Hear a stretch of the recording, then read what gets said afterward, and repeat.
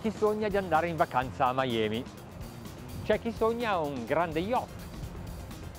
Noi siamo a Miami e stiamo per navigare su un grande yacht.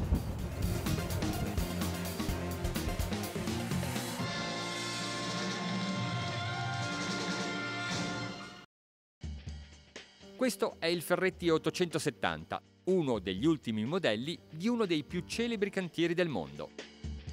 Questo modello è stato disegnato per il mercato mondiale, cercando di attrarre armatori giovani, e questa configurazione in particolare è certamente la preferita dagli statunitensi.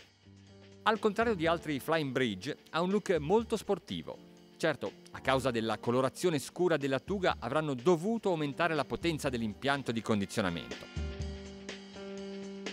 Il Flying Bridge è dotato di un hardtop di considerevole grandezza. È bellissimo, però è un optional e costa come una Porsche 911. Sul ponte superiore la superficie si prolunga verso poppa ed è larga quasi quanto l'intero baglio. Oltre all'area living e al prendisole c'è l'idromassaggio e c'è posto anche per un tender di 4,5 metri. Sul ponte principale l'organizzazione delle aree è piuttosto tradizionale, un largo prendisole a prua, una comoda zona pranzo a poppa. Le dimensioni di queste aree sono gigantesche e la cura delle finiture è esemplare. Interpreta in modo completo l'attuale e piacevole tendenza di rendere il più possibile visibile il panorama anche dall'interno. Le finestrature si sostituiscono alle paratie in tutto il salone e scendono molto in basso, sino a sfiorare il passavanti. Il layout prevede un salotto con divani su entrambi i lati, poltrone dal design ricercato e un tavolo da pranzo per 8 persone. La timoneria è un ambiente che può essere utilizzato dalla famiglia restando insieme all'equipaggio. Agli americani piace così. Qui c'è chi pilota, chi sorseggia un drink accanto alla plancia e chi prepara i pasti in una cucina magnificamente attrezzata. Stiamo uscendo dal porto di Miami, c'è parecchio vento e troveremo mare mosso, ma questo è un test. Voi intanto mettetevi comodi e date un'occhiata alle cabine. La suite armatoriale, con la sua grande spaziosità, riesce a stupire anche chi è abituato a visitare questi yacht. Guardate il bagno, non male, vero? Ci sono poi altre 3 cabine. Una doppia, una matrimoniale e la VIP a prua. Ma torniamo sul Fly.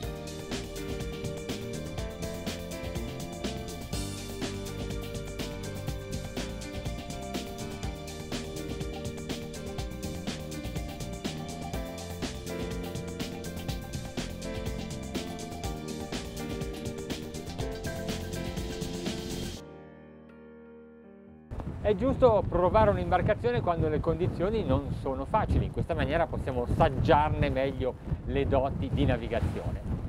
Abbiamo appena lasciato Miami e iniziamo a navigare alle più basse andature, come questa, 1000 giri, 10 nodi di velocità.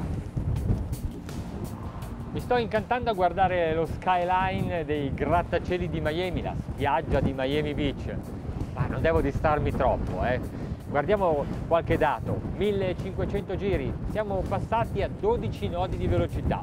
Questa non è la situazione di miglior rendimento dello yacht. Abbiamo scelto di fare rotta verso Fort Lauderdale, cioè verso nord, e abbiamo proprio le onde al mascone di dritta. Una situazione che ci rallenterà forse di qualche nodo rispetto alle massime prestazioni che può sviluppare questo Ferretti 870. Ho impostato il pilota automatico e ho abbandonato la postazione di pilotaggio, ma continuo a sorvegliare l'area dove stiamo navigando. Volevo rendermi conto, muovendomi qui sul Flying Bridge, quanto è stabile questa imbarcazione, nonostante ci siano onde da 1 metro, 1,5 metri di altezza. Sappiate poi che se volete renderla ancora più stabile potete utilizzare gli stabilizzatori giroscopici. Questa imbarcazione è lunga 26 metri ed ha un dislocamento, l'equivalente del peso, di ben 69 tonnellate a secco, che diventano 80 a pieno carico. Eppure, mettendo al massimo, tocchiamo i 31 nodi e abbiamo mare e vento contrari. Ma c'è una spiegazione: in sala macchine ci sono quasi 4.000 cavalli, due motori MTU da 1948 cavalli ciascuno. Certo, potrei essere molto più comodo e governare dalla postazione di pilotaggio interna, ma mi piace godere il vento dell'oceano. Riduco un po'.